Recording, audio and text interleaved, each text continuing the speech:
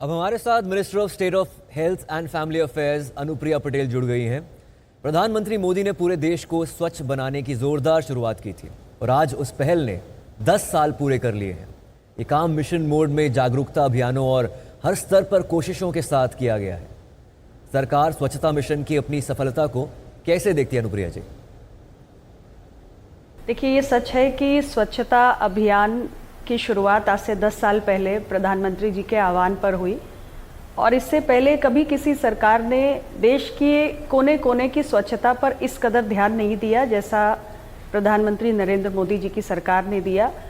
और मैं समझती हूँ कि 10 साल के बाद अगर हम अपने प्रयासों का आकलन करें तो ये काफ़ी हद तक सफल होते हुए प्रतीत होते हैं, क्योंकि आज देश के अंदर अगर आप सैनिटेशन कवरेज की बात करें तो देश में सैनिटेशन कवरेज काफ़ी हद तक बढ़ा है और लाखों करोड़ों की संख्या में शौचालयों का निर्माण हुआ है। खासतौर से रूरल एरियाज़ में जो लोगों के पास स्वच्छता की फैसिलिटीज़ की एक्सेस नहीं होती थी वो आज हो चुकी है। और सबसे बड़ी बात कि भारत के जो प्रयास रहे हैं स्वच्छता को लेकर, आज उसको ग्लोबल रिकग्निशन है।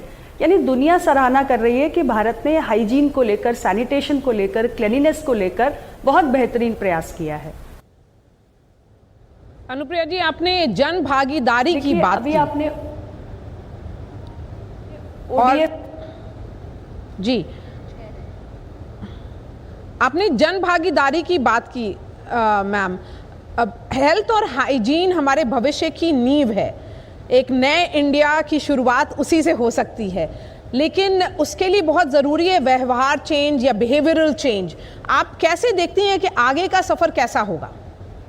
देखिए, अभी आपने ओडीएफ गांव की बात की, तो आगे की जब हम बात करें तो मुझे लगता है कि अभी तक जो प्रयास हमने किए उसे कंसोलिडेट करने की ज़रूरत है और उन सारे प्रयासों में एक कंटिन्यूटी बनी रहनी चाहिए। यानी कि अगर देश में हमने लाखों की संख्या में गाँव को ओडीएफ घोषित किया है तो अब ये खुले में शौच मुक्त गाँव जो है, इनका ये स्टेटस जो है ये बरकरार रहना चाहिए।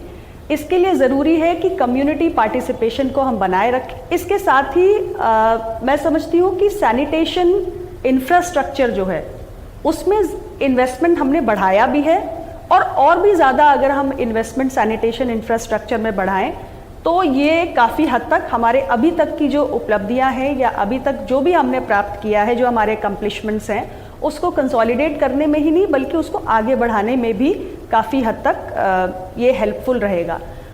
जी, बिल्कुल सही कहा आपने। 2030 में जो 11 साल का भारत ने को एक लिमिटेशन था वो पूरा करना था, लेकिन इंडिया ने सैनिटेशन और हाइजीन को सस्टेनेबल डेवलपमेंट गोल को 6.2 को पहले ही पूरा कर दिया। स्वास्थ्य मंत्रालय का अपना रोड मैप आगे क्या होगा? देखिए, हेल्थ और हाइजीन ये इनसेपरेबल है।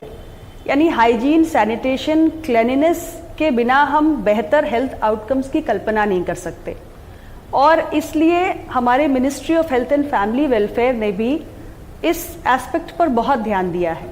प्रधानमंत्री जी ने जब 10 साल पहले इस अभियान की शुरुआत की थी तब उन्होंने कहा था कि हमारे जो भी पब्लिक प्लेसेस हैं, जो भी सार्वजनिक स्थल हैं जिसमें हमारे पब्लिक हेल्थ फैसिलिटीज़ भी आते हैं, वहाँ पर साफ सफाई, स्वच्छता उच्च दर्जे की होनी चाहिए। और पब्लिक हेल्थ फैसिलिटीज़ का इस दृष्टि से हम मानते हैं कि सबसे पहला जो उनका सिद्धांत होना चाहिए, जो फंडामेंटल प्रिंसिपल होना चाहिए, वो यही होना चाहिए, डू नो हार्म। यानी कि आपको इन्फेक्शन कंट्रोल पे आपको बहुत ध्यान देना है। तो उस दृष्टि से हेल्थ मंत्रालय ने इन्फेक्शन प्रिवेंशन और कंट्रोल की प्रैक्टिसेस जो हैं उस पर बहुत ध्यान दिया है। देश में हमने इन्फेक्शन प्रिवेंशन और कंट्रोल प्रैक्टिसेस को स्ट्रेंथन भी किया है और आपको जानकर खुशी होगी कि हमने हमारे हेल्थ वर्कर्स की ट्रेनिंग के लिए एक स्टैंडर्डाइज्ड करिकुलम तैयार किया है, infection prevention and control curriculum जो है, जिसके जरिए हम हेल्थ वर्कर्स की ट्रेनिंग्स को स्टैंडर्डाइज कर रहे हैं। तो उनके अंदर एक जागरूकता आ रही है, हेल्थ फैसिलिटीज़ को कैसे साफ सुथरा रखना है, इसको लेकर अब भारत पहले से कहीं ज़्यादा जागरूक है। और सबसे बड़ी बात कि हमने इसके लिए एक इंसेंटिव प्रोग्राम शुरू किया है। यानी हम कई साल पहले से, जब से हमारी सरकार आई तब से हमने कायाकल्प नाम से एक इनिशिएटिव की शुरुआत की, जिसके तहत देश भर में हर स्तर की जो पब्लिक फैसिलिटीज़ हैं उनको हम रिवॉर्ड करते हैं अगर वो high standards of hygiene and sanitation को मेंटेन करते हैं। दूसरी बात ये है कि हमारी कोशिश है कि जो हमारे सैनिटेशन और हेल्थ प्रोग्राम्स है उनका इंटीग्रेशन हो।